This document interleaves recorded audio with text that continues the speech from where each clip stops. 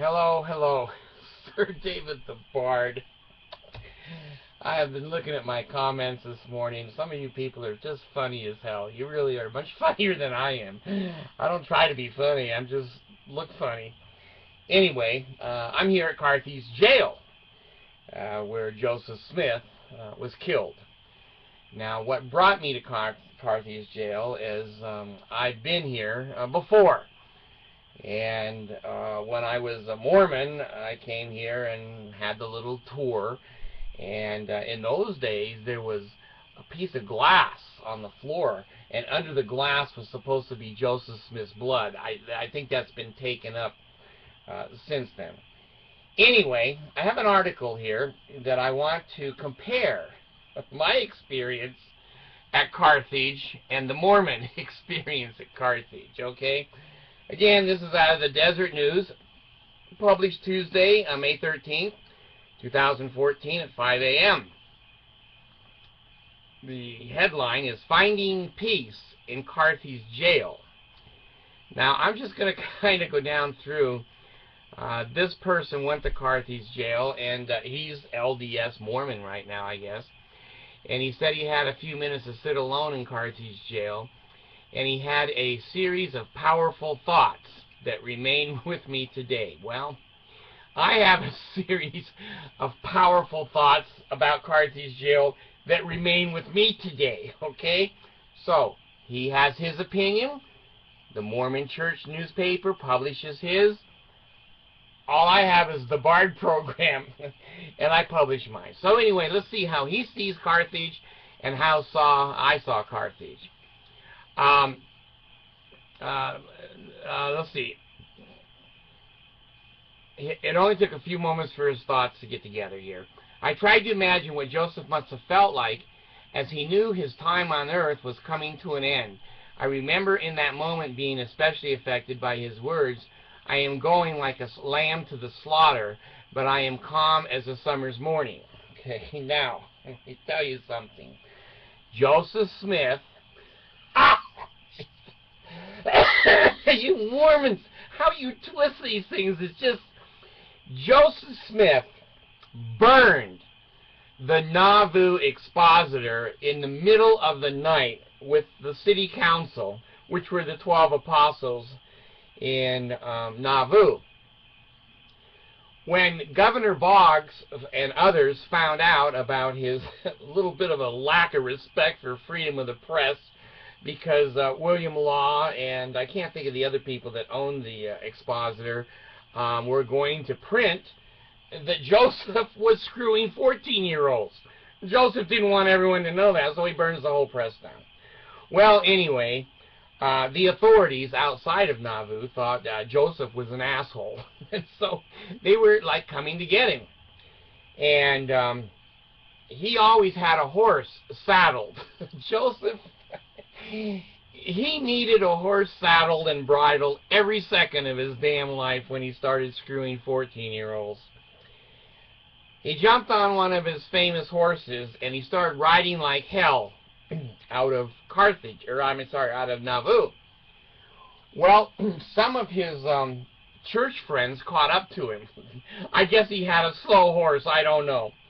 And said, "Joseph, what the hell? You're the prophet. You're Jesus' right-hand man, and you're on a horse running, you know, like a common criminal."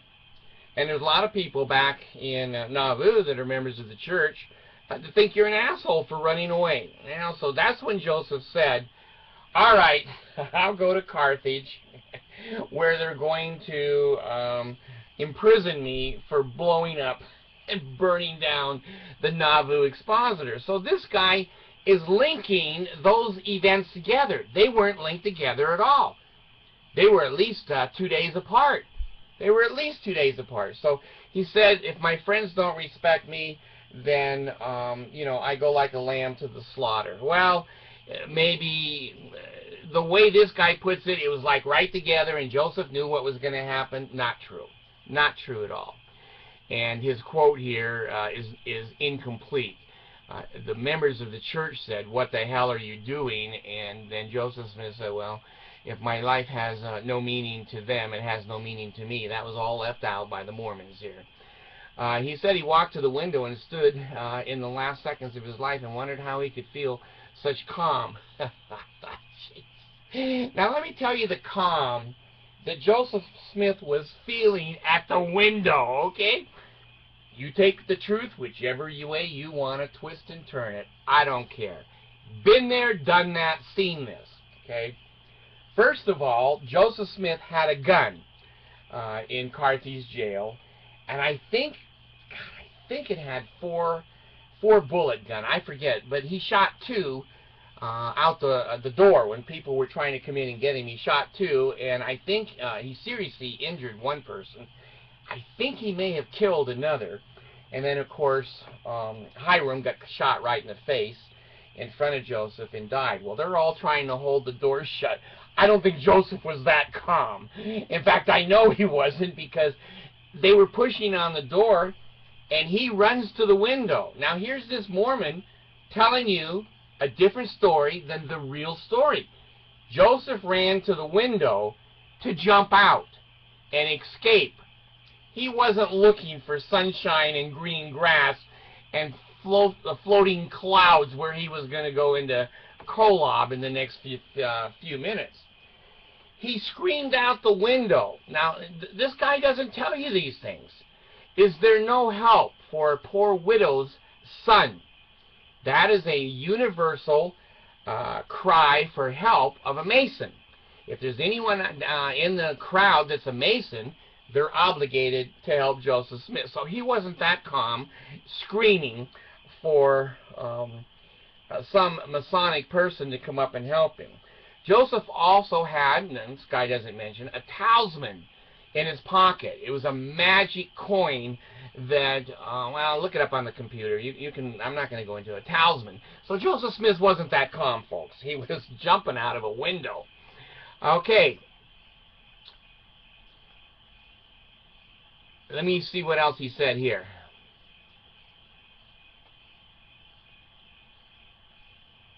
Okay, he says he looks at the end here. He says, "Since then, every time I look up in the sky, I imagine my time in Carthage jail and reflect on how I could live my life. Without needing to travel a single mile, I can ponder about the greatest events in our history and bask in the peace and that grows greater with each religious decision I make." Okay, this is Kurt, the guy that wrote it. Kurt Manning-Waring is a consultant who lives in Taylorsville, Utah. All right, well, anyway, you've got two, I got a link down there. You can read what he said about Carthage jail, and you can read what I say about it. I've been there, and I know a little bit about Carthage jail, and obviously the Mormon newspaper is trying to slant. Let me fix my camera here a little bit. Where's the cameraman? Shit. Alpha and Omega are off today. Okay, so anyway, I've given you my opinion of Carthage jail. Joseph Smith was running like a coward, and he was looking out the window screaming, "Please help me, Masons!" And then, as I remember, he was shot forward, and he went back a little bit, and then he was shot in the back, and he went out the window, and then fell down by the well. And then there's all kinds of stories when he was at the well and he's laying there dead. There's one story, how much authenticity you give it, that someone came up to cut his head off with a sword. Now, I don't know what the hell they were doing with a sword in Carthage jail time. I don't know. But anyway, an angel struck him dead. Right. So you can believe what you want to believe. The Mormons really believe this stuff. Joseph Smith was in Carthage jail because he burned down a private printing press and newspaper. He was tarred and feathered because he was screwing 14-year-olds, and the farmers in the local area didn't think that was a good thing to do, and they took a doctor with them to cut his nuts off when they were tar and feathering him, and at the last minute the doctor said no. And the Mormons will say, he was so faithful. He pulled the tar and feather off, and he preached the next day. He still had his balls, so maybe that gave him courage. I don't know. But some of these things get really twisted and turned, and unless you go to Carthage jail and look out the window and you watch the internet, you watch the Mormons, what they say, and then you go there yourself, I'm telling you right now, Joseph Smith was shooting a damn gun through the door. I think he killed one person and seriously injured another. And then they forced the door open, and he ran to the window to jump out, screaming, "Please help me, any Mason." And then I don't think he was too much at peace. And when he said, "I go like a lamb to the slaughter," you know, that was said a day or two before he ever went to Carthage. So anyway, you look it up, you take a look at the link, and then you make your own mind up. That's what I've done. And that's given me health in the navel, marrow in the bones, strength in the loins and the sinews, power in my priesthood, be upon me and upon my posterity through all generations of time and throughout all eternity. Decide for yourself. Are the Mormons telling the truth? Decide for yourself. Do the Mormons ever tell the truth? Bard gone.